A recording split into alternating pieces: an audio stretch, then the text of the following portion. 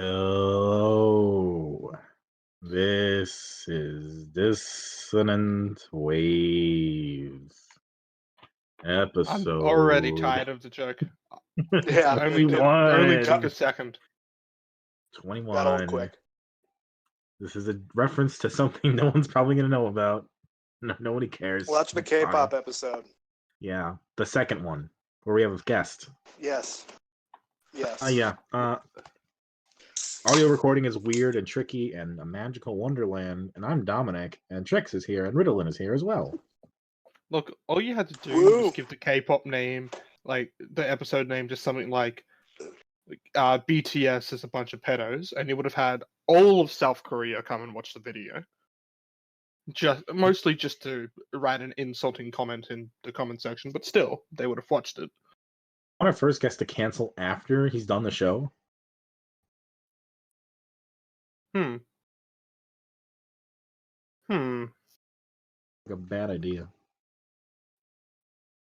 Who am I? Guy. We did some. We've already lost. It's been 2 minutes and we're already lost. Yeah. It's not even here. It's been like 30 seconds. Want to take over? Go ahead. I will take over. Hi, welcome to Dissonant Waves, episode 21 or something like that. I can't remember for shit. Domino's here. Trix is here. I'm here. I'm Ritalin. We're capturing I've already fucked it up. Job. Trix, you gotta go do it.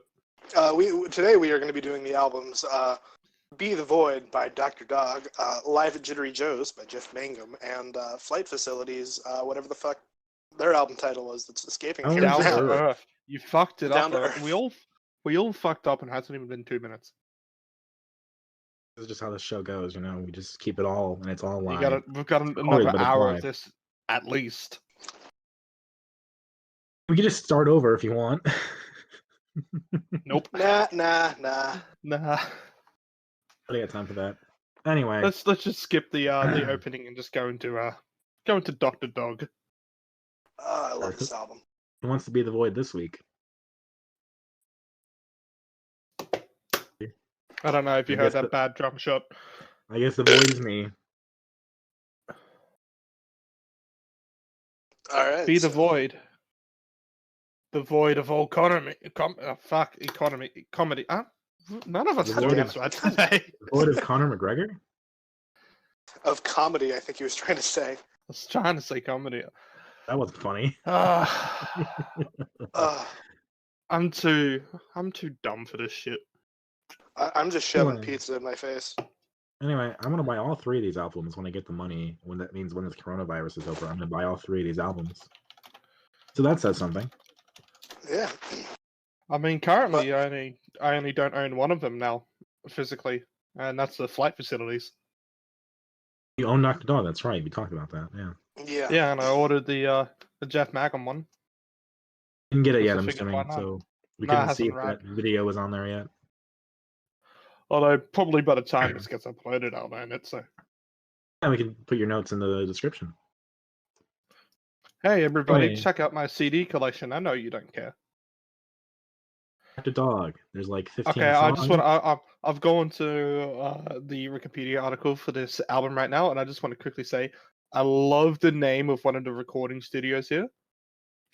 Dr. Dog's Meth Beach Studio. Yeah, I saw that. They're very self-aware. I don't know, actually. They're very of Montreal, and they put out a ton of music. So that's something. Yeah, they have. And their first album is very early, very similar to early of Montreal. Brush, or is it Psychedelic Swamp? I haven't listened to that one. Because I know Psychedelic Swamp was their first album. I don't know if they properly released it and then they redid Toothbrush it. Was their... Oh, Psychedelic Swamp was there? I thought Toothbrush was. Toothbrush is like the official release, but Psychedelic Swamp was like first. And I was reading about this. I think it might have gotten some kind of unofficial release, but then they redid it later. Gotcha. Anyway, this is not that. We're doing Be the Void, which was the middle of their career so far. Yeah, it came out something I was going to say while we're doing the of Montreal kind of comparisons here. There's actually a lot of comparisons you can do with this band two polyvinyl acts, but Dr. Dog has never been on polyvinyl. This is like polyvinyl done by Rainbow Kitten Surprise. That's actually a pretty good comparison. Well, Yeah. their most popular track on Spotify, I believe, is the cover of Heart It Races, which was a Architecture in Helsinki song when Architecture in Helsinki was still signed to Polyvinyl. Yeah. It's like the I know only album Architecture in Helsinki released on Polyvinyl. Now they have like a Beach Boys influence and stuff, which is pretty much everyone in polyvinyl, or Elephant Six for that matter. Beach Boys, Beatles, whatever. Pop.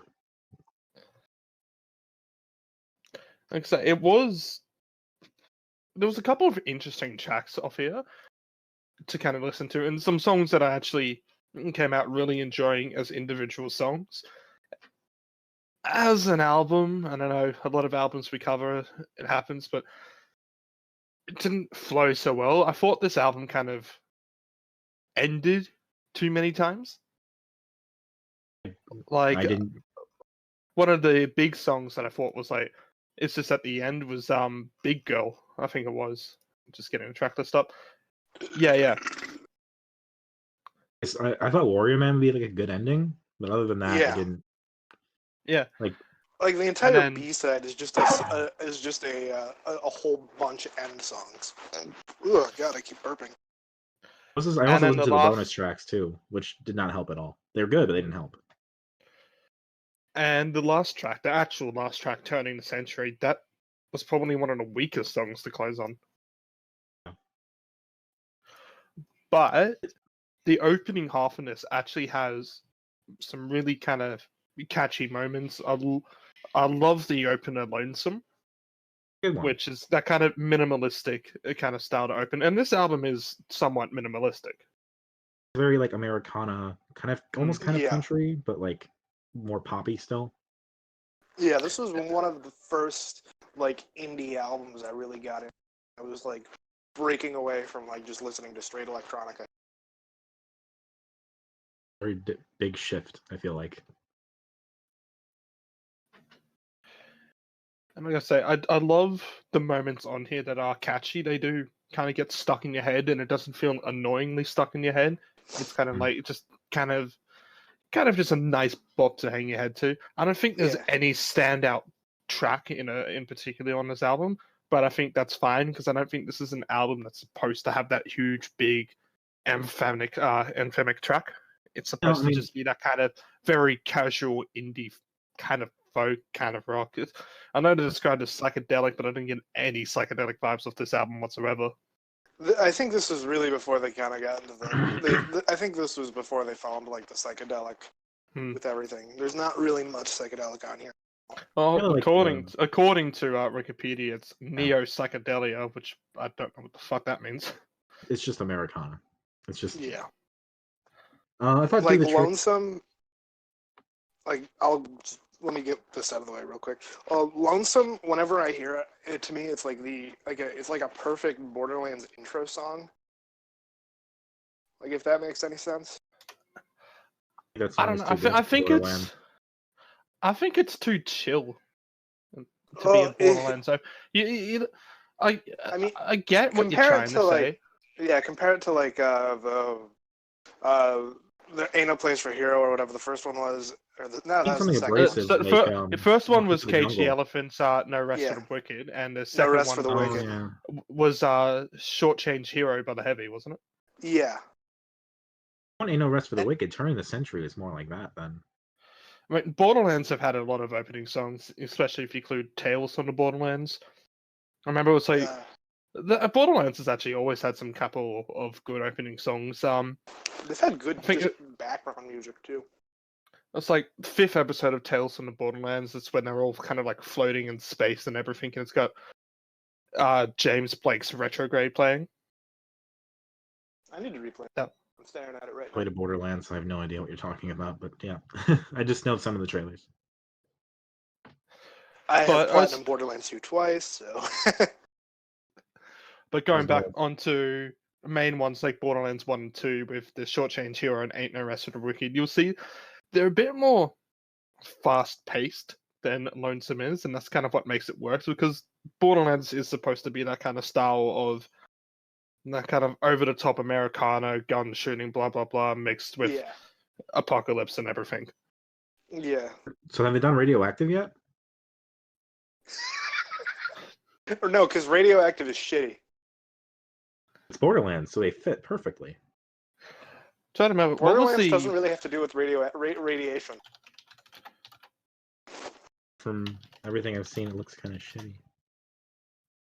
Fuck you. I haven't played it, so I don't really know. It just I never got into the aesthetic of Borderlands. That's fair enough. Yeah, it's not for everybody. You heard about the story of how it got its art style? No, I haven't actually. I don't remember where I heard it, so I can't cite them. But it was basically in a thing where they had a very generic, realistic art style, and at some point they're like, you know what, this isn't going to work. We need to change something to kind of make it stand out. Yeah, I have And seen the original trailers where it had a more realistic art style.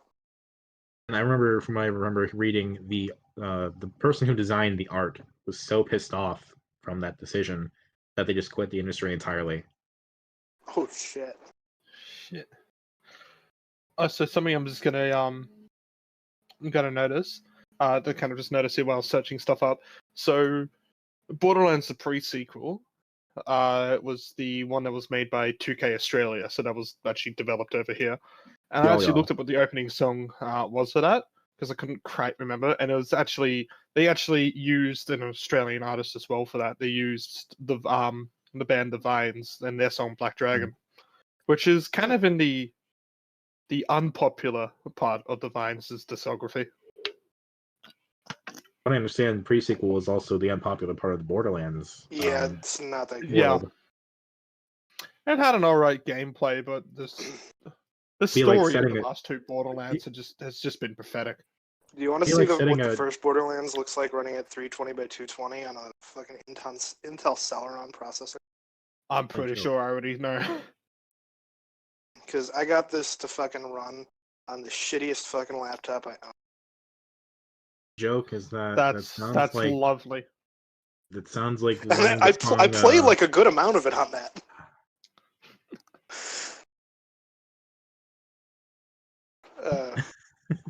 Back when I was broke. Yeah. Now I feel you. Back onto the Dr. Dog album though, before this becomes a Borderlands chat.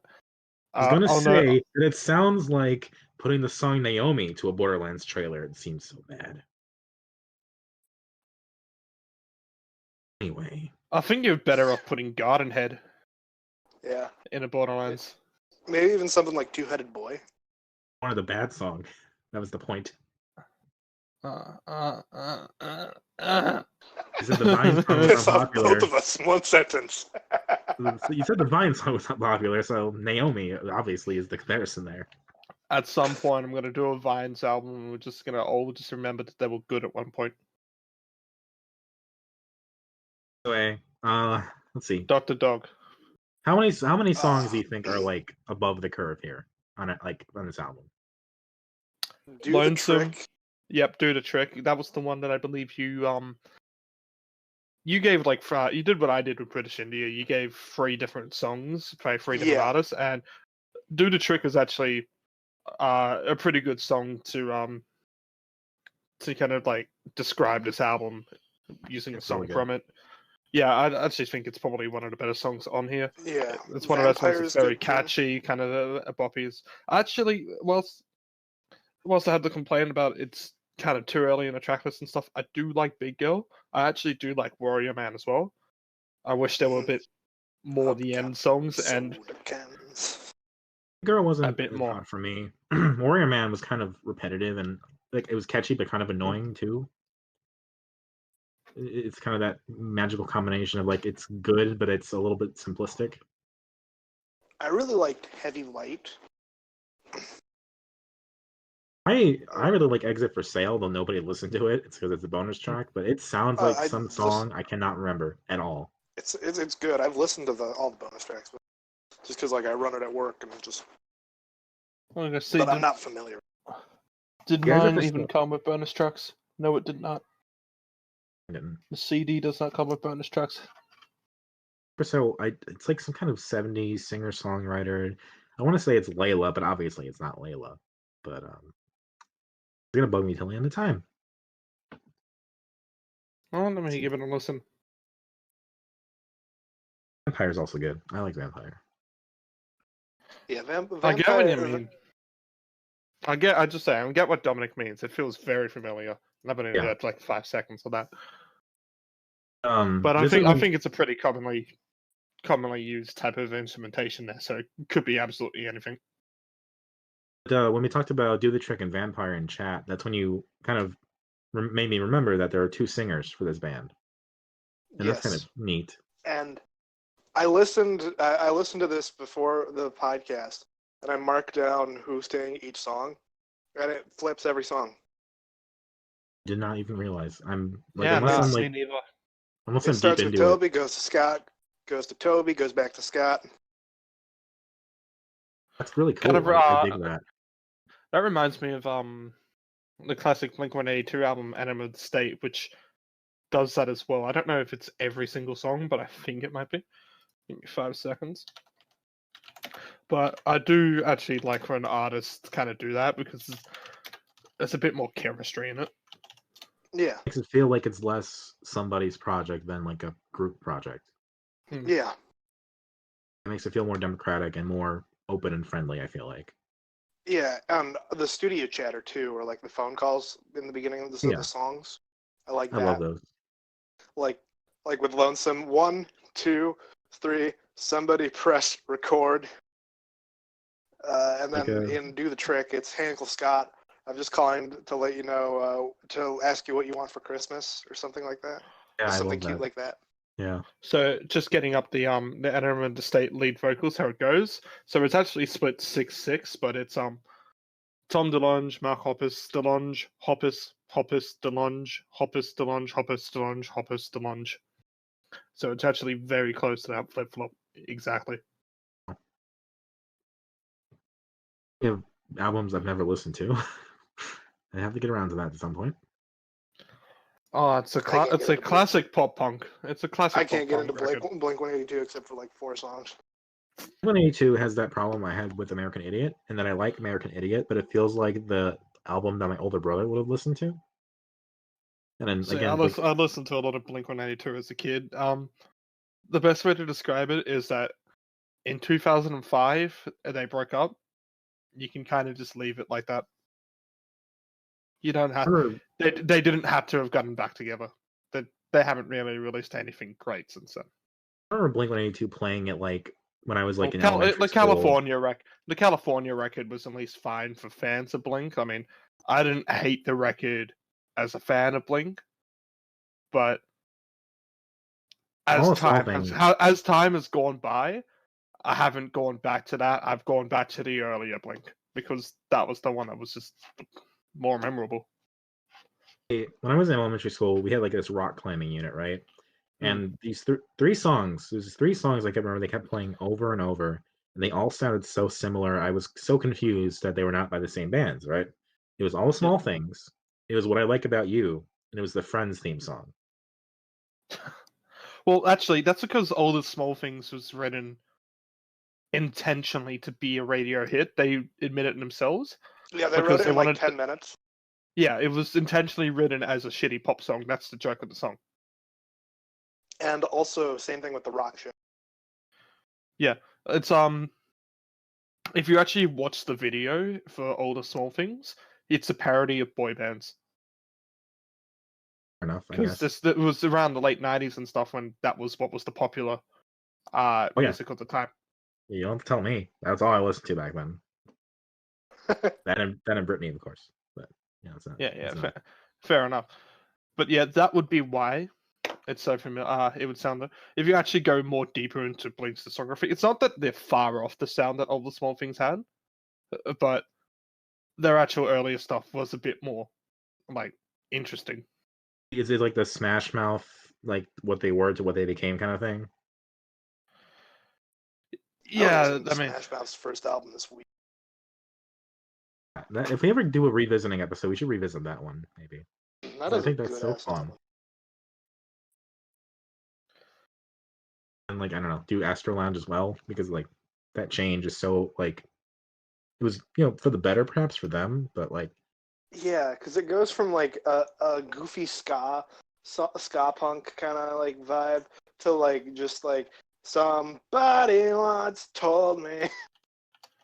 and It that's goes I guess from like that's singing the fucking like a girl selling her body to pay for drugs and dying in a fucking alley. and being like maybe Nice. Guy Fieri did sing this. Oh god. I was I gonna mean, say Dr. Dog. if we ever do a ska episode, I know there is an Australian ska band out there to find, but I can't find them on Spotify, so I'll have to actually dig deep for that. I want to know Australian Scots like that sounds really cool.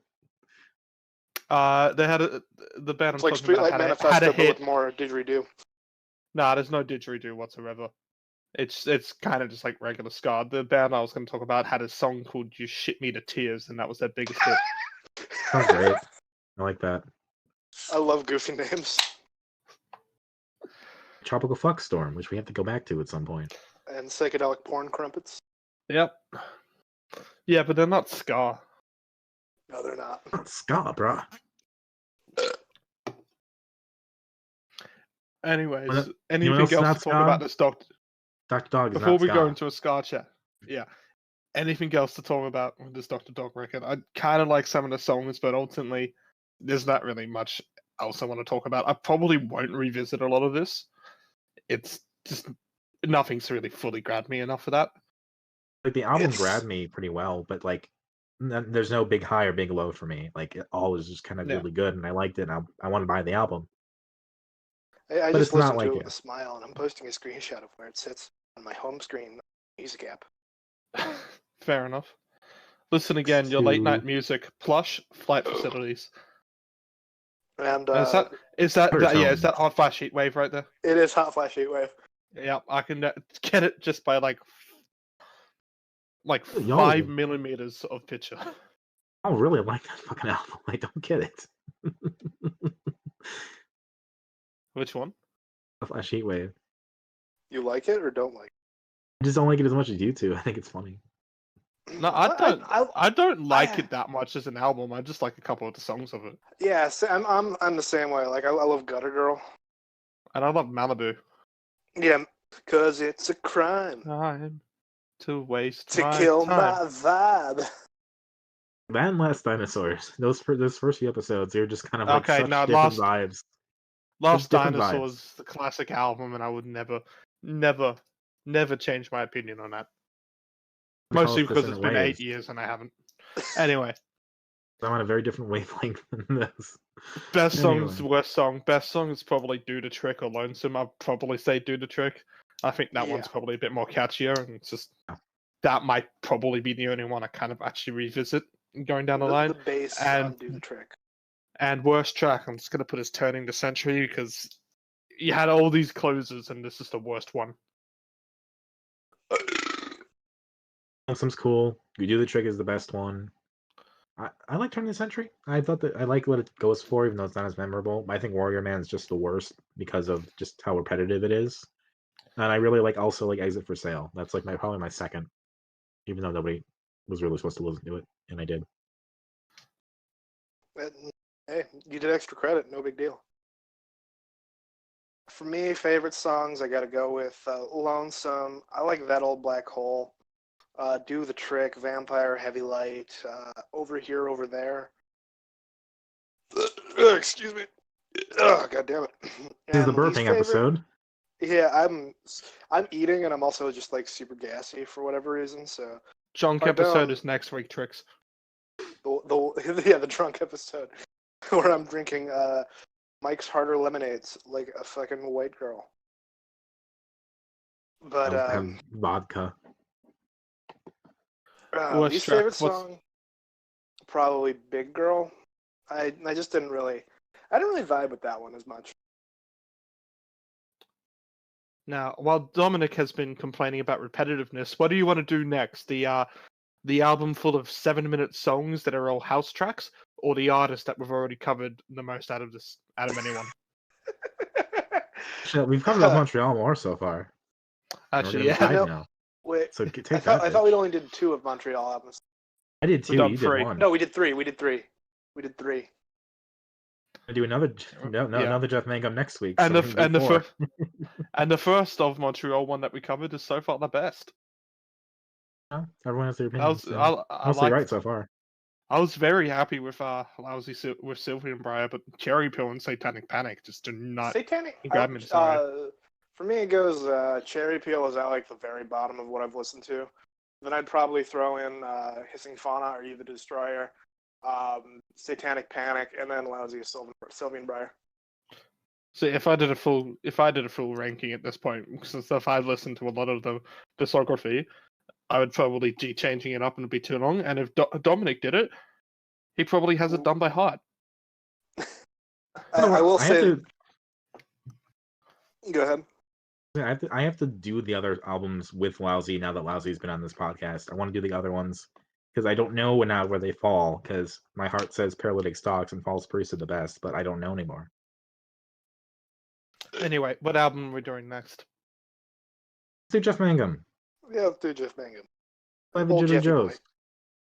My favorite live album. It is the best. Everything about it Baby is so Crying lovely. is our age. Baby Crying is our age. Now, Dominic, Yeah. this might be weird for you to hear, but I agree with you. Really?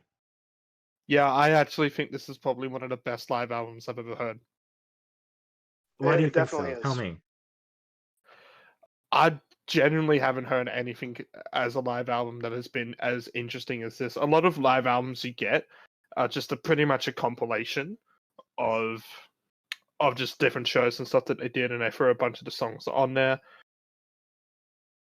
This is like when King Gizzard released their live albums for the Bushfire Appeal, and instead of just doing that whole compilation, they actually got their recorded live show and properly pushed it out as an album.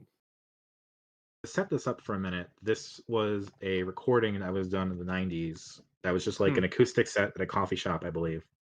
And then was released in 2001 because of all the eBay bootlegs that were out. And I bought one of them. I don't think it's a bootleg. I hope not. I mean, this isn't a bootleg because this is an official release that came about because of the bootleg.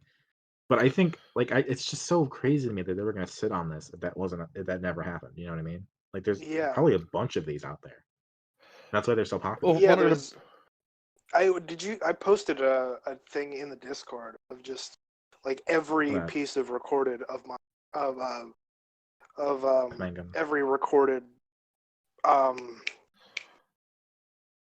Neutral Milk Hotel. There's the band recording ever. Yeah, well, I posted a picture of me flipping off the Neutral Milk Hotel vinyl. I then bought it because I am true indie head. Yeah. I think this is my favorite live album because it creates a whole scene, and there's just so much good interaction with Jeff and the audience, and that baby is there, and that baby is a little annoying, but that baby really complements some of the songs, even. Like, it comes in perfectly, like, during Two-Headed Boy, and during O Comely, it's a really interesting back and forth. Like, there's like a story kind of being told with like Jeff wanting water. No one's giving him water. Somebody French kissed this man. He's like, I'm sorry for being such a wussy. Like, his whole personality is on display, like the self-deprecation, kind of the shyness, and like, I love how he just opens up. He's like, I don't know what to play next. Tell me. After like 3 songs or 4. Yeah, it's that kind of feel that it's like 10 people are out there just kind of requesting songs, and you're kind of just there. Like, you just listen to this without looking at the track list as it's going or anything, and just listening into it straight as a live set. You just hear the people actually just putting out their requests, and he just goes and he just sings them. And the beauty about this is that the whole time, in just that 35 minutes that this goes, there's only like one mistake that I can recall him doing, and that's just when his voice cracks. Comely? Yeah. Yeah, Everything a couple else, times, but he's executed perfectly. Well, that's like the only time it's really noticeable, though. right. I will say one thing I noticed at the beginning of the album. He goes, this thing should stay in tune." And then like 3 songs in, he has to retune. I think it's tuned enough. I was on that. But like, there's so much I love about this. Like, there's so many like different layers. It's so fucking pretentious. But there's that. There's all that. There's because it's like in context. This was recorded between Aeroplane and Avery Island, and so he's like conjoined Baby for Pre and Glow Into You on the set list into one song, which is Where You'll Find Me Now. And then he still hasn't done Cam Carrot Flowers, so Jesus Christ and Up and Over are still separate songs. And then you go into like how he talks about Two-Headed Boy Part 2 and like really kind of downplays it as like this unfinished song he's not gonna finish. And then he nails it, and it's just like the lyrics are different. You can hear like his songwriting process and how he changes up rhymes and evokes different imagery. And I think both versions are very good. I don't see like people sometimes it's like, oh, this is a little bit lesser because it hasn't been thought out as much, but I don't get that at all. Plus, it's also like it's not only just the lyrics are different in Two-Headed Boy Part 2, but it's actually like the outro is completely different as well. Yeah. Like his outros for And Bad and Oh Comely are amazing. That really haunting way he uses his voice just to end it. And I don't know how to describe it really. Without a doubt, I still think the versions on In the Airplane Over the Sea are miles ahead of it, and I think every change he's done has actually been for the better. But that probably could just be because I'm more accustomed to that. But yeah, there are some very noticeable differences, and they're kind of really interesting to hear about. It's like really classic live album. Usually live albums are something that I would only listen to once, or in this case, what I thought would probably just listen to it here and probably never really revisit it again. But I actually see myself kind of coming back to listen to parts of this because there's some very interesting moments. I Love How You Love Me was a very nice cover to hear in there. Yeah. I actually really like the cover, like the kind of more acoustic, I was about to say cover, more acoustic vibe for Gardenhead. Like Gardenhead sounds different on the album, obviously, but for me, they are equal. Like, I think the beauty of this live album is that like Jeff and a guitar can do everything almost like alone. Like there's nothing missing. It feels like obviously there's stuff that's missing, but nothing feels missing. Yeah. Fills the void like perfectly with just two things: his voice and his guitar playing. And like, let's see, Tricks. How many of these were new for you? I don't remember. Well, Engine was new to me, and I Love How You Love Me. But I haven't really listened much to On Avery Island. I've only listened to that one a few. So getting to know Gardenhead a little bit more was interesting. Engine, I really liked Engine. I loved the story he had about Engine, about how he was depressed. He wrote this song and he was just like happy for 5 minutes. Just it all went back to shit. Yeah, it's the way that he kind of opens up that's just so kind of beautiful to hear. Yeah. Even if it's not the most personal or like the most open anyone's ever been, it's just that way to just kind of just casually opening up quickly and just going into it. It's an actual feel that he's like trying to communicate so much. It's just interesting as fuck to listen to him. Bringing up Anne Frank indirectly. Yeah, I was just about to mention that, how he just brings up, well, this is about a certain family from 1945. I'm kind of obsessed with them, and I dream about some of them, but I have other dreams too. Try not seem like a freak or something. Yeah. I keep thinking about her. Also... And Frank, why are you dead?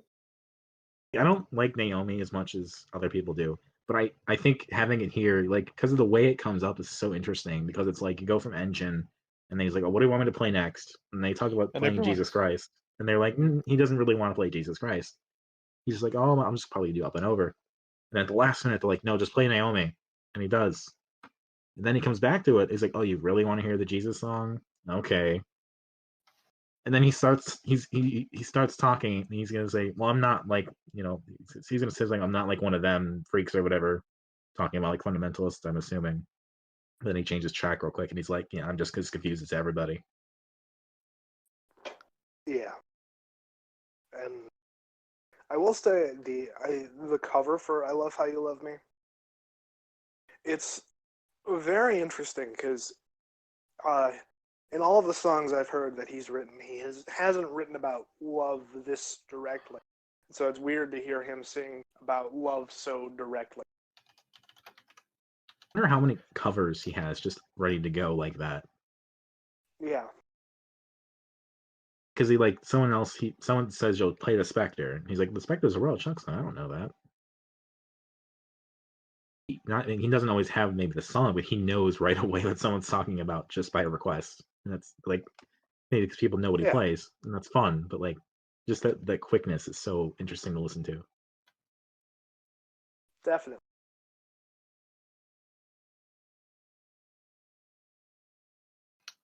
Are You in Time was also with this.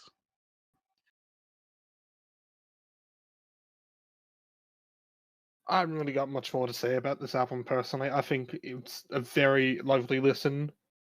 Actually, I thought it was only like 35. It's actually like 48 minutes. Sorry, I got that completely. It was very fast. Yeah, that's probably a good thing. I listened to it at work, and it transported me to like a different. Yeah.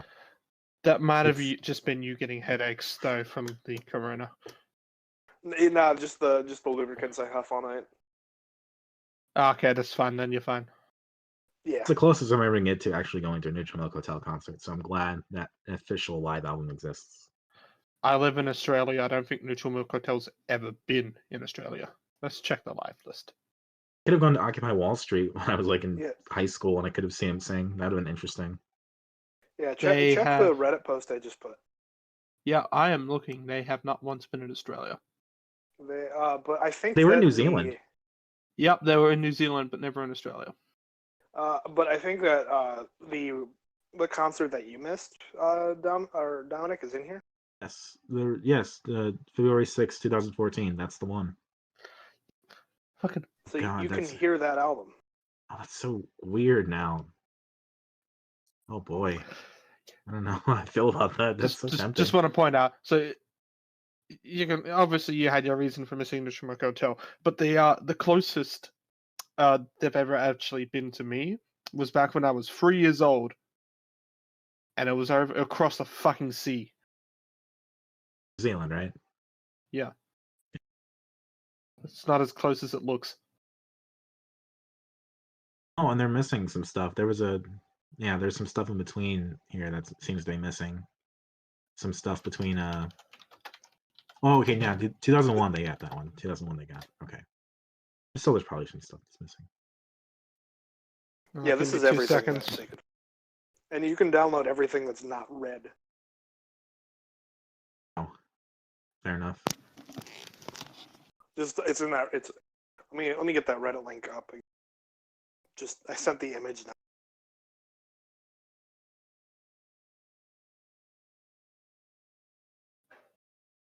There's definitely a lot of. There's still stuff I want to cover with Neutral Milk that we'll get to eventually. Like, apparently, there were in Melbourne in 2013. Okay, that's cool at least.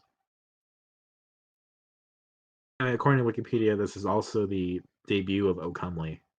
I think it's interesting because he doesn't make a big deal of it. In fact, if anything, he makes Two-Headed Boy Part 2. It's not like it's like a debut for that, but I guess it's not.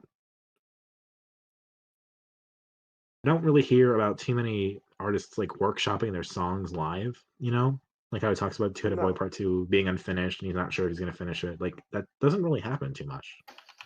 No. Right. So if that's not the debut of that, that's really interesting. Yeah.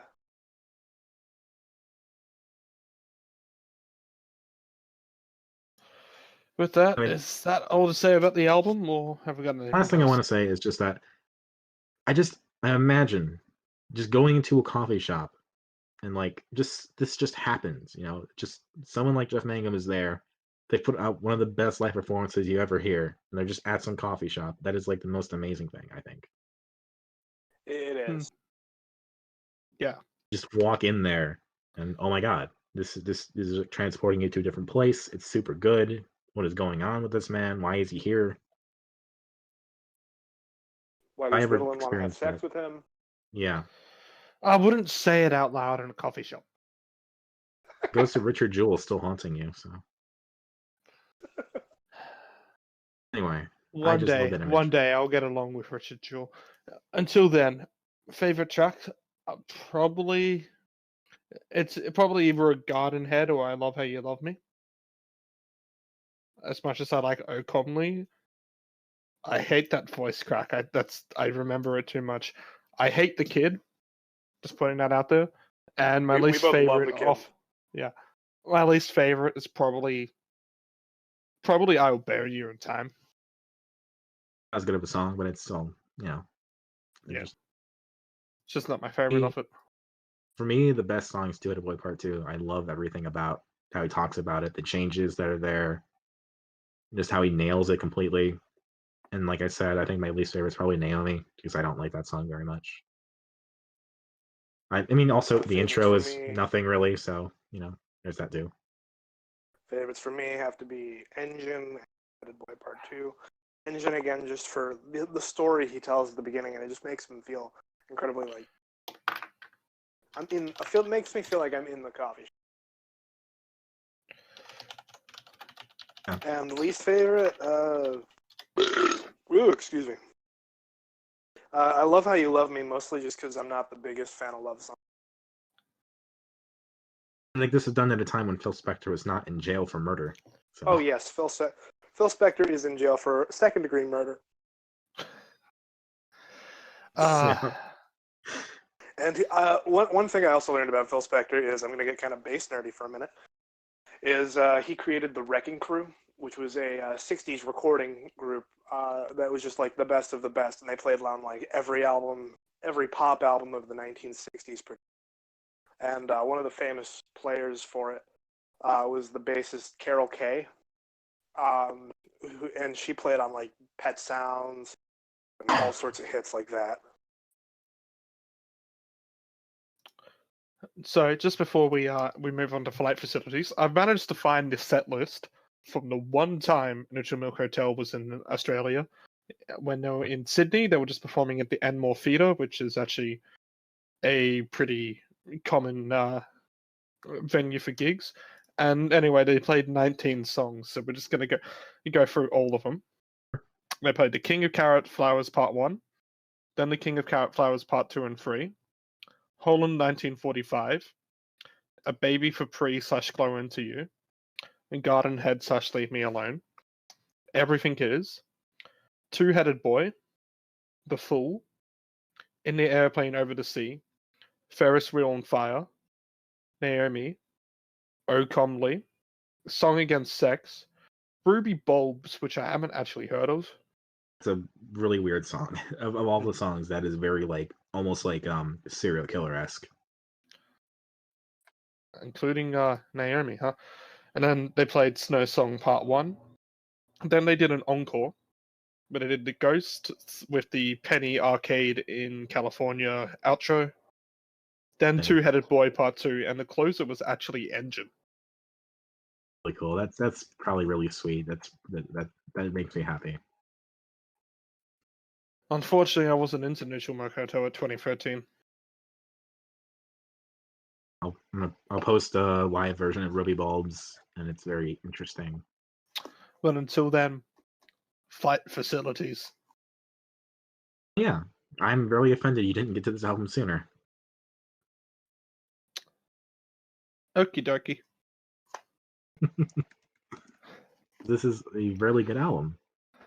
Yeah. Australian electronic duo Flight Facilities came into the broke through in the music scene back in 2010 when they released their kind of dance tune Crave You, which became this kind of unexpected hit. And then in the following year, they ended up releasing a song not on this album called Foreign Language, which had that kind of same club dancey tune, which was again a bit of a hit. And from there, they've appeared on many ads in Australia. Sometimes songs that were kind of written with the intention of selling it for ad space, and even some of those songs that they've done with that are still fucking great. Back in 2014, they actually ended up releasing their only studio album to date, which included a lot of the songs that they had originally already made, and then some other new ones which they made. And they didn't really so much re-record it as they kind of made the album work around those songs.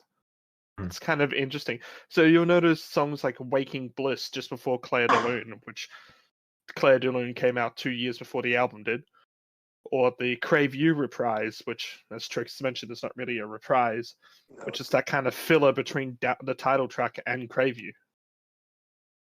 But whilst they're filler, they're still very interesting moments in their own right.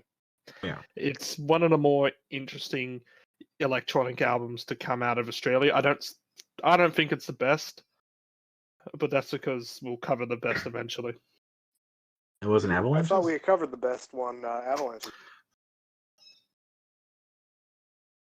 Well, yeah, so I forgot we covered Avalanches. There's some other ones. I'm more talking about like in the non-major sampling way, in the kind of whole creation, instrumentation type of way. Like, I loved electronica and house music when I was in like high school and college. So between this and Tame Impala, like I'm getting back into it for sure. It feels like. I'm gonna let one of you two go first with more in-depth thoughts.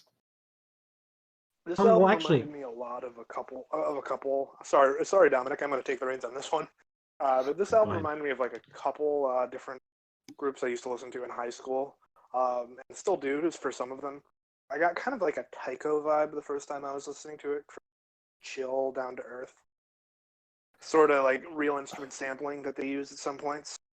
And but then the more and more I listened to it, it reminded me of another group that they were a contemporary of, Odessa. Yeah, I know what you mean. And like just their albums "Summer's Gone" and "In Return" remind me a hell of a lot of this album.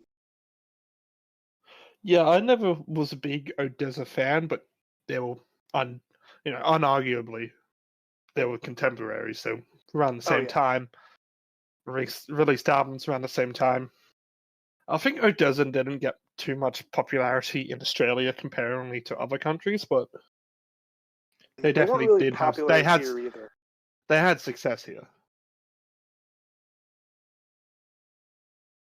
Dominic, as you were going to say? I was reminded of Daft Punk and Justice, so it's a little bit different, but like kind of the same, like roots. Well, to kind of put into the kind of into the scene here, as I said, the first kind of two big songs that they released, Crave You and Foreign Language, were this kind of clubby house tunes, which I've talked about my favorite song off this album many times. The reason that we picked this is because I showed my top 10 votes of the decade for the Triple J poll. They picked one off it. It was this one, Claire de Lune. So we went into 5 facilities. And the kind of magic of Claire de Lune in its creation is that this is an artist, like these two were a band that were kind of making a splash for making kind of house clubby music.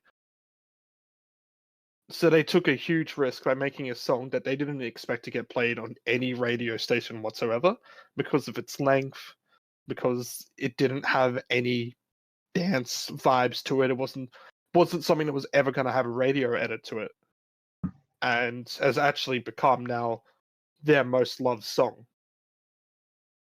Like the big two ones that more Flight Facilities fans like is Crave You and Claire de Lune, and more people have flocked over to Claire de Lune.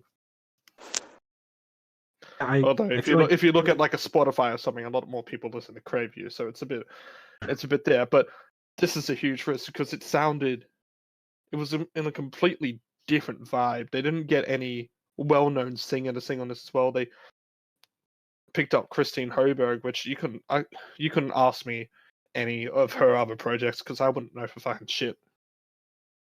Perfect. And they pretty much covered Debussy's Claire de Lune. She's done some albums and stuff. Top songs on YouTube Music are Crave You, The Adventure Club. The original. I think that's the only Adventure. I think that's the only Adventure Club song that anyone knows. It's just their remix of Crave You. I don't even know it. Exactly. Off of Ultra Dance 14. It sounds like an Odessa song. I think you just, it's not maybe your fault or our fault. I don't know, but I feel like Claire de Lune got talked up too much, and so I was expecting something, I guess, more than what we got. And so I guess it didn't stand out as much to me as the others. Like, maybe I did overhype it a bit, but it's not a song that stands out because it's this big anthem or anything like that. It stands out because of how well it is in such a minimalistic tune. Two Bodies is the same thing, though. Two Bodies is not nearly as minimalistic. It's got a very light, very blissy feeling. And I think Claire de Lune's a little bit more darker and like ambient, perhaps, but it's definitely a lot more ambient. Claire de Lune is almost kind of like gothic and depressing in a way. I mean, that's why I kind of stayed away from it a little bit. But it's like, listening to like Waking Bliss, it's like, oh, this is kind of Justice-y, and like listening to like Sunshine, it's like, oh, I hear like the Daft Punk, especially like because Random Access Memories had come out around this time. And getting to Claire de Lune, Sunshine is probably since Random Memories. Yeah, it has been. Sunshine is probably the happiest track off this whole record. It's like there's other songs here that I don't really care about as much. Like Stand Still did nothing for me. And like Heart Attack had some good stuff in it, but like because Claire de Lune was so talked about, it's like getting into it. It's like, oh, all right, I get that was fine, that was cool. But I don't know how much I would have liked. I also want to point out the track list on here, like the guest list, and it ranges from some pretty well-known artists, whether just full stop or just in Australia. Like Emma Louise and Owl Eyes are not unknown here. Owl Eyes, I believe, was an Australian Idol winner, but under her real name. And Emma Louise had a hit with the song Jungle, which might have been played a bit overseas, but was more of a huge hit here, being played in every goddamn TV ad at the time. I only know Reggie Watts from comedy. I was surprised. But still, Reggie Watts is a lot more popular overseas than in Australia. Oh, yeah. The person I heard of before is Kylie Minogue, and I could not tell you any of her songs ever. I was like, I didn't really know she sang. I thought she was like the ice skater or something. Nah. You're way off. She's one of Australia's most popular musicians, like, ever. Is the ice skater who had her leg broken? Nope. Okay, so if you want to know who Kylie Minogue is, go up to any gay person in Australia, and they will tell you every single one of her songs, exactly what it sounds like, all the lyrics. This ain't a joke. She's actually one of the most prominent figures in the queer community, and I don't even think she's queer. Tanya Harding. I keep thinking she's Tanya Harding for some reason. I don't know. You're only a couple nationalities off. I think it's Nancy Kerrigan that I keep getting confused with. One of those two. Yeah, I really liked her voice a lot. I can totally see why that would be a thing. Like I think Crave You Reprise is one of my favorite songs on the album, and it's like the shortest one because her voice is just so good. On a related fact, but semi-related, I had to Google to see who Giselle was because I immediately thought of Tom Brady's wife. I don't think it's the same person. It's not, but I just had to share that. Dominic, once you once you find out properly who Kylie Minogue is, you're gonna just have a lot of fun. She was Cammy in Street Fighter movie. All right. That She's was a she's thing. had many hits. One of them were against Ryu and Ken. Nevertheless, back onto the album. So Anyway, yeah, one of the things I like about this album though is just how much of a variety is in it, and yet it all flows quite well. It should be an album that should feel more like a compilation of songs than it does an album, but they've done such a great job tying every track together. Yeah. And even those earlier hits that weren't on here, kind of hits, those ones that had the brain and the guts to decide, okay, they don't work on here, we're not putting them on here. I think part of it is they do the simple thing of like they transition from one song to another, seamlessly. Mm. That tends to make it work pretty well when it doesn't stop at all, and you just go from one song to the next, and it just makes it in your brain. It's just continuous. And I'm sure, like for some of this, that was never the plan, but nonetheless, here we are. And you also said one of your favorite moments was the intro to this whole album. And the intro was so like it took me off guard. Like I liked it a lot, and like it's kind of like the orchestra warming up, basically. But there was something about it that I found like uplifting and kind of transported me to the feeling that they were going for, like kind of flying around the world and getting all these sounds and everything. Mm. It was like Plus, the thing like, oh, all right, this is a thing. I have to pay attention to this thing now.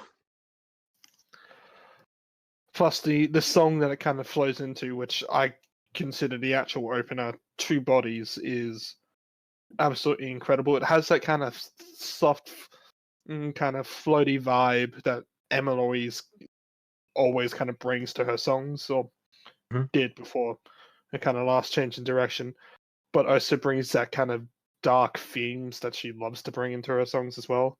Right. It's a song. I believe the whole song is about kind of being taken advantage of by the music industry. Okay, which is the whole line. I know what I want. Take advantage of me is the whole kind of line there.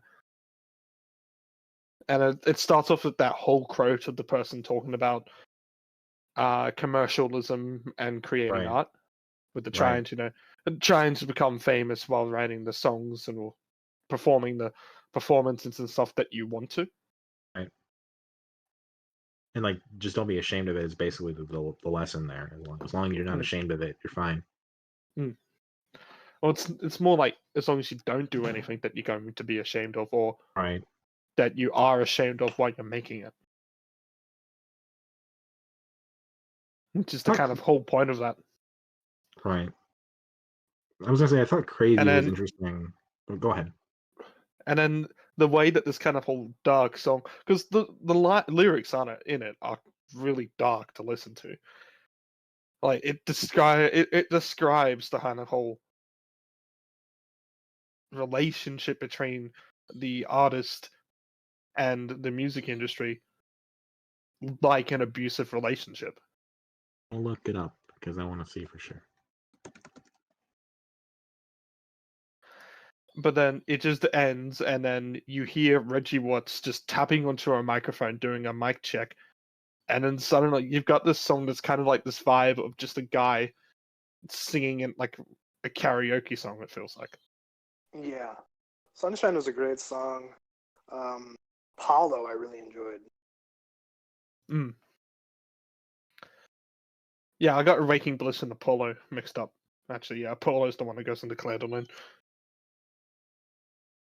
I see. Okay, I'm looking at the lyrics to Two Bodies. I see what you mean.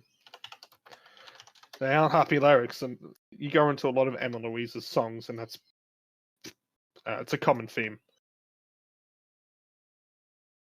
So Craveview, talking about Two Bodies, like Craveview is an interesting contrast of how, like, it's kind of like I was thinking back to Beach Bunny and how her last song on that was kind of just like, he like when I'm with him I feel so great, and when he leaves I feel like shit or whatever. how he If didn't. that's not healthy. And like I was thinking about this with Cravey and how like Cravey was a little bit like, I'm chasing this boy, but he doesn't like me. Why doesn't he like me? And like that kind of falls in, it could fall into a trap like that. But the way they do it is so simple and interesting here that it kind of And works. it's And I was really so goddamn catchy. yeah. And I was like kind of comparing it to Two Bodies in the sense of like they're kind of a little bit of like a kind of call and response kind of thing, like a like a song, like a kind of a sequel to that song that I don't know I found interesting Yeah, it's because they interesting both because have there's no like real whole intros as well. big difference between this and Beach Bunny as well. There doesn't seem to be any kind of big song about hate or anything in here. Right. It's all kind of more people talking about not trying to do an attack on anyone or anything like this, but just trying to come to terms with their own emotions. Like again in Claire de Lune, there's no real hating of the other person there. It's all coming to terms with their own emotions. Same Cravey, Heart Right. Attack as well, which is a lot more of a love song than the other two are.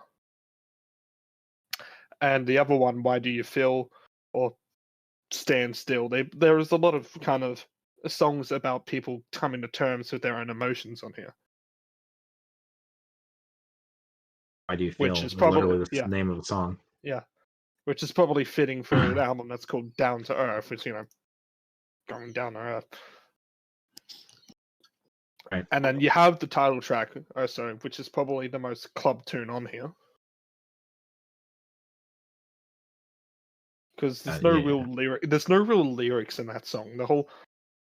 I think the whole lyrics is literally down to earth. Yeah. And then something about galaxies. Kind of like the idea of like they have the features for the songs with lyrics and the ones that don't really have lyrics, and it's kind of like a little break and a little bit of a difference, like a little bit of a diversion that's really interesting. Because if it was just all songs, all lyrics, and all features, I don't think it would be as interesting. It would just kind of like be really dense and a lot. I don't think they've because I don't think either one of the duos actually has a singing voice. You know who the singer in Apollo is? Because there's a good amount of like singing in Apollo that's uncredited. I feel like It's not really much of singing, but Katie Noonan. Oh, Katie Noonan. Is she in Apollo?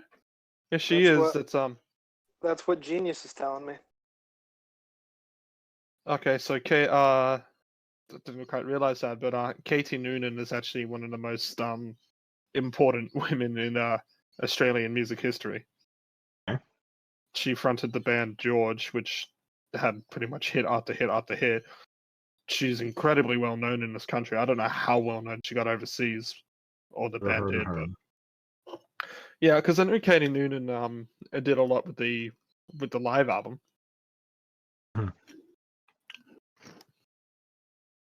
Katie Noonan. Looking into this to double check. Check out George. That's one of those classic Aussie indie rock bands of the noughties. I do not recognize any of these. Interesting. Okay. I didn't know. I didn't realize she was the one who was doing the Kind of thinking back into it though. Yeah, I think Katie Noonan's one of the only ones that's crazy enough to do that. Being crazy enough. The one I think to if I'm thinking right, of the artist to compare her to when it comes to the kind of persona that she brought on stage, I think it's Kate Bush. Okay. I don't know much about Kate Bush, to be honest, but okay. Just how gay are you? I have my own interests and I listen to songs. Don't know Kylie Minogue. Don't know Katie Noonan. Don't know Kate. You telling me that you only found out you're gay because you listen to Wham? Actually, I listened to Wham later on. Thank you. So I was you gay found because out I like boys. Sorry, it doesn't work that way. It's all dependent on the artists you listen to. Yeah, I like 80s pop. I know, I get it. I'm getting there. Wham's good. Britney. Madonna. Just because you're gay doesn't mean you have to like Wham. Impossible. Me and Madonna are really good. I mean, I'm trans and I like Against Me, so I can't really weigh in here. And I'm bi and I refuse to make choices. You have a girlfriend. Mm-hmm. We're not getting into this Do you debate, really- Domino. Do you really think that was my choice? I would hope so. It just kind of happened. I believe it. I just didn't say no. I've got never no been in a complaints. You've got relationship. that charm about you. Right man will come along one day for me, I promise. I'm just eating pizza. All right, and but I'm happy. if Jeff Mangum walks into your room one night, though, I'm leaving the podcast. Oh Jeff, hey, how are you? Oh, I'm doing good. Oh, you want to be on the podcast? Oh no, you want to, okay, you don't want to record your voice anymore? I got you. Okay. Just sit over there with the guitar. When's the double album coming? Are we gonna play Ferris Wheel on Fire? Oh, no one here has heard it. Okay, good. All right, cool. Just hold on. We're gonna finish up first.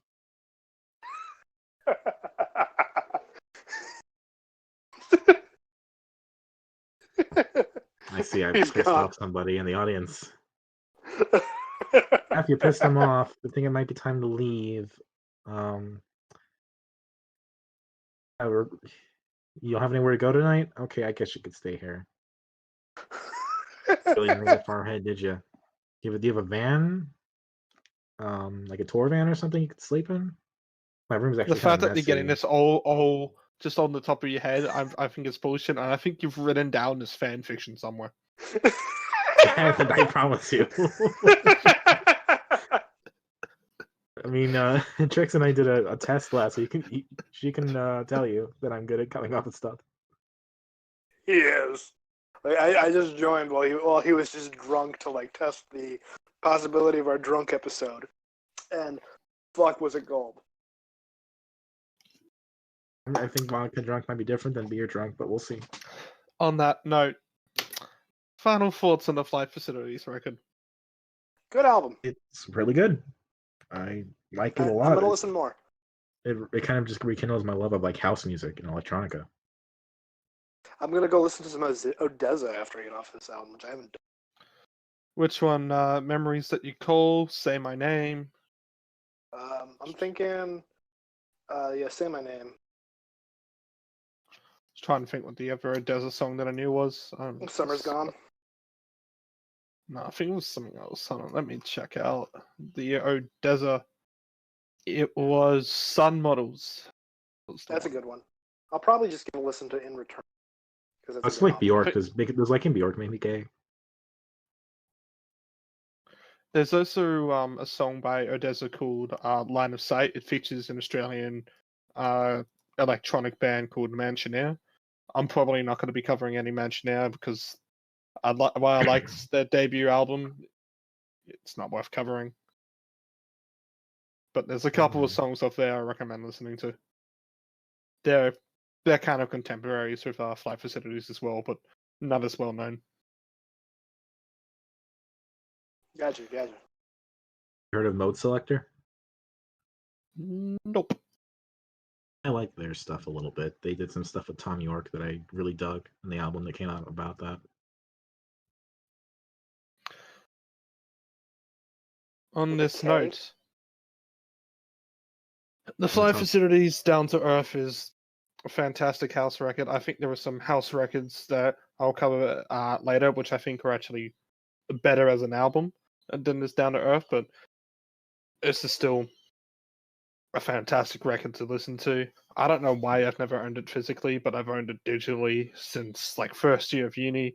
I don't know, songs like Claire de Lune was just in that time of my life when I kind of first got into it. It kind of had a lot more meaning to me and the stuff that I was kind of going for at the time. So it kind of just really, really stuck with me for this whole time. Other songs. Yeah, you go first. It's nice to hear you like shift it up after you kind of a run there of like punk albums. So transitioning in the house has been a nice change. Yeah, I'm gonna go look at the. Yeah, I think that's kind of what I've had. What I had last week, I had Last week I had Tame Impala, but yeah, it had the Violent Soho, the Luca Brasi's and stuff. Yeah, it's Doing actually that kind of been before a that. while. Yeah, I'm I staying haven't on my really got indie any. rock train. I haven't really got any plans to do any punk outside of the 2020, which I still haven't actually confirmed what I'm going to do for the 2020. So The third episode of that, whenever we do that.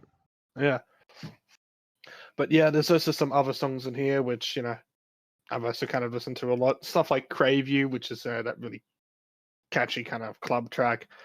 Two Bodies, which is just like Emma Louise when she's at her peak is absolutely fucking devastating and beautiful to listen to.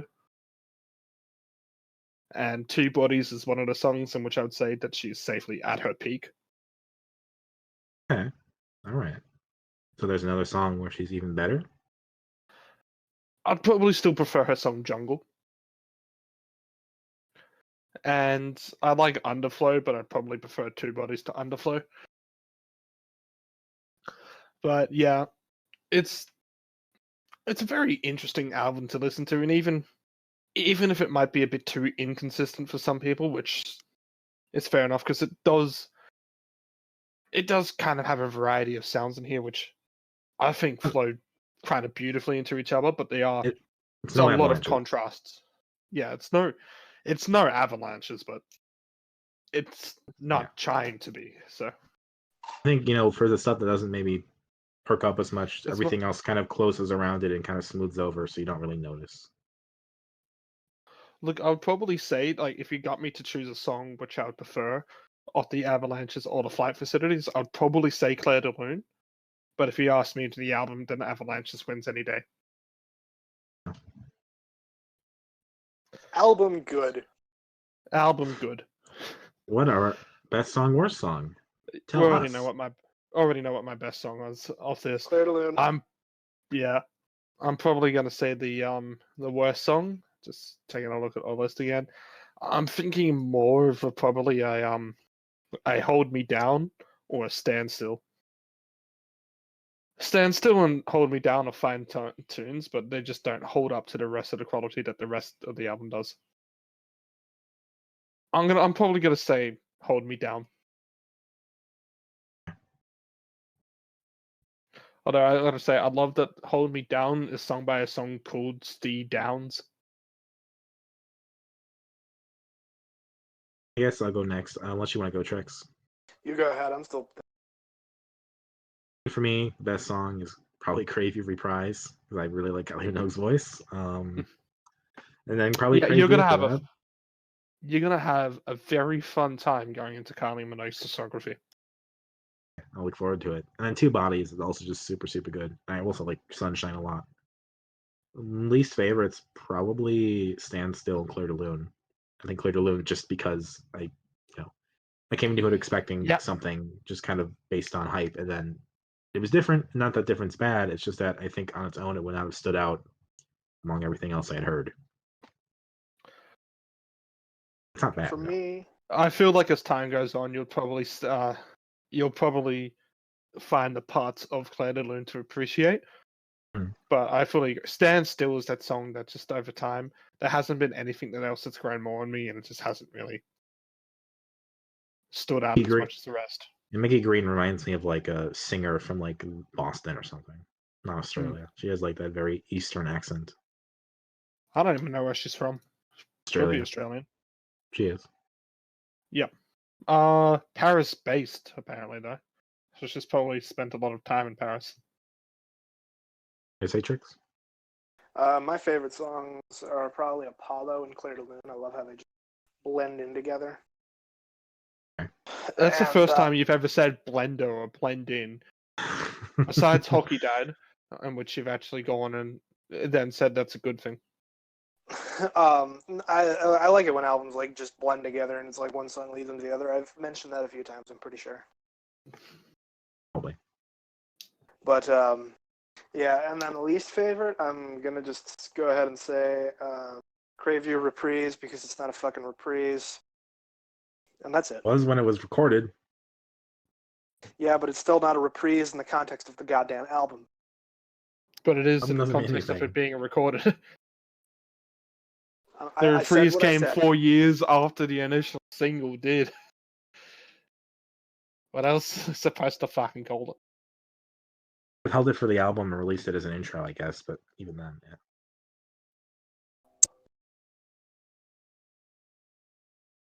But yeah. That's your opinion. That's fine. Yep, it's a good song. I don't like the naming. We get petty here in Dissonant Ways, but that's okay. Rankings. We're just free bitches.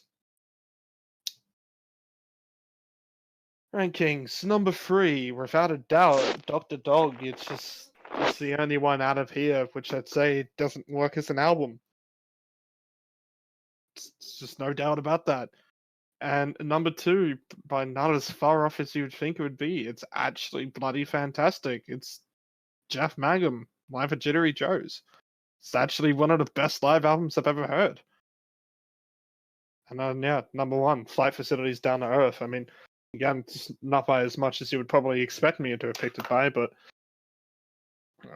I give a couple negative points to live albums. Because I just do voice break. Yeah, pretty much. If it was there, it'd be perfect. But the imperfections also make it interesting. Trick, do you want to go? Yeah.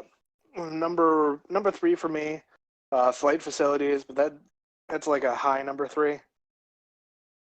Number 2 is going to be Dr. Dog for me, just because I listened to that album with just like a big old smile on my face. It just made me feel good. And number 1 is Jeff Mangum. See, I expected you to go 3 Jeff Mangum, 2 Flight Facilities, number 1 Dr. Dog. It was initially going to be switch Dr. Dog and Jeff Mangum, but the more I got talking about Jeff Mangum, the more I really decided it was number 1. Look, I think like I said, I think Flight Facilities and Jeff Mangum are really close to each other. Me, number 3 is definitely Dr. Dog. I like the album. It's just the other 2 are just very, very good, and that one it just isn't as good. It's like in a different week, it'd probably be a winner, but this is a very stacked week again. Yeah. Number 2 is Flight Facilities. I think my number 1 live at Jittery Joe's is such like it's almost perfection. It is it's the best live album I've ever heard. So it's obviously the best live album ever heard, but I still think there's enough issues with it as well. But yeah, it is still probably the best live album. I think there are more dips in Flight Facilities. There's less, there's more stuff in there that I don't really care about as much. Whereas almost everything in Live at Jittery Joe's I care about and want to hear. Yeah. So one of the things that I didn't really mention about the Flight Facilities as well, and one of the things I also didn't quite to mention too much about Live at Jittery Joe's is kind of more about the runtime. When I was saying that the Dr. Dog was less time than Live at Jittery Joe's was, and the Dr. Dog one probably felt the longest in length, but actually the longest in length was Flight Facilities by like an hour. And even though it has that hour runtime, there isn't actually any kind of song or anything to take off the list. Same with Live at Jittery Joe's. There's nothing to take off the list. There isn't anything to kind of take away. It all just works in its flow. It was recorded in one go, so it kind of has to work. But... Well, he said there was only 10 minutes left, and you did 20 minutes. They were telling him he'd only sang for 10 minutes. He was shocked. And he had sung for 20 minutes. Everyone lied. Everyone lied. With that, let's get into the albums for next week. Next week is our drunk episode, isn't it? Yes, a shit post episode. Oh.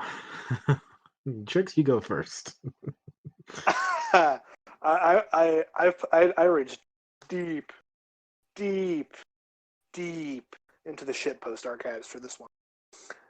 And it's not a shitpost album, but in the context of a podcast, it totally is a shitpost album. I am doing the 6-hour Caretaker album. It's about dementia and Alzheimer's and the degrading of the mind. What's the album title? I forget. It's like Complete Works or something. Everywhere at the end of time. All right. All 6 stages. Yes. 6.5 hours. Yes. I went peak shit post. And also we're doing, and also another selection of mine because something easy Opposite. that we don't even have to listen to is It's the opposite. Wolfpack's Sleepify. Yeah. It's like 3 minutes of silence. Still gonna take my notes and give you detailed notes how I feel about each track, but yeah.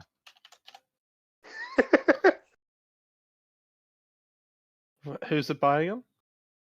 Wolfpack. Wolfpack. V. Yeah. Ritalin. I don't know. It's not on Spotify anymore, is it? No, they took it No, down. it's It's on not. YouTube. You can't listen. YouTube. Oof. Get into why next episode. Yep. Dominic, what have you chosen for next? Speaking of Jeff Mangum, we're gonna go back to Jeff Mangum with the Orange Twin Fieldworks Volume 1, which is just Jeff Mangum walking around a folk festival in Bulgaria, recording stuff. Half an hour. Well, I mean, whilst we're all doing stuff that doesn't exist, I was at the start of this week. I thought I had the album to kind of cover. Oh, you're changing it up. Yeah. You know, want to know how long ago I decided to change this up? 15 minutes ago. No, 15 seconds ago. Right. Because you two have chosen nothing but albums that are kind of just hard to find, or usually have to get it physically or anything. So I'm gonna just fuck you both over right now, and I'm gonna pick the album that you can't find on YouTube, can't find on iTunes, can't find on God. Google Play, or on Spotify. I'm picking Seismic's Portions. This is the first time ever I have not picked an Australian act. No. But some reason, Oh my god. for some reason, I found this fucking thing in an Australian flea market. Was this the one? Is this the one? This is the one. We're finally fucking doing it. Oh my god, yes. Okay, how are we gonna do this? He's gonna have to rip it and send it to us. I'm excited. Fucking game on. Oh my god. So the band is Seismic, right? I'm just gonna go share the actual picture Please, I want to write of this down and make sure. the art. Yeah, I gotta take my meticulous notes. If any of you manage to find it online or anything, I would be very surprised. We will. I think the art might still exist online or something like that, but let's see. Nope. Ah, no, it does. Because one person has put it on eBay. Here you go. Let's check out the eBay. What the fuck? It's called Seismic, right? Yep. Portions. Okay.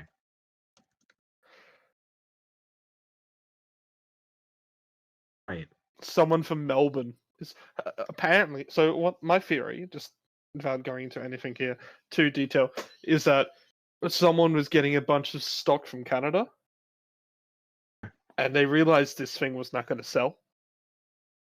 So they dumped the stock in there in secret, and then people tried to push them off. And I have only found this album in thrift shops and flea markets, but not online. Because someone dumped it, and then they just threw it everywhere. I believe that. I was once at a Goodwill, and there was like 40 copies of the same DVD, all wrapped in like a display case up front. I went to Goodwill and I saw like 40 copies of a John Green book. What's the one with 2 names that are the same? Will Grayson? Yeah, Will Grayson. You kidding me? That's actually one of the good ones. I didn't pick. I regret not picking one up. I've only read one of his books. I love Will Grayson. That book means a lot to me, actually. Because there's a lot of talk about Neutral Milk Hotel in that book. Oh yeah, that's where you found out about it, wasn't it? Yeah. It all comes Also back around. Because it takes place in my suburb and in Chicago, and there's a lot. Just it's very thematic to my life somehow. So, over the week, I'll also share the PDF with you two, and we'll discuss it next week, of the interview that I managed to get with the person who designed the packaging for the CD. Okay. Ooh. Till then, this has been Dissonant Waves of the Week. You can catch me at Ritalin for Kids on github.io because I'm Ritalin. You can also catch me at my YouTube channel. That's going to be linked below because I don't know an exact link. It's probably something like XG7CQ5743889XCQ. My fucking god, God. You asshole. I only What? What I meant? I didn't get it. I didn't get the loss from.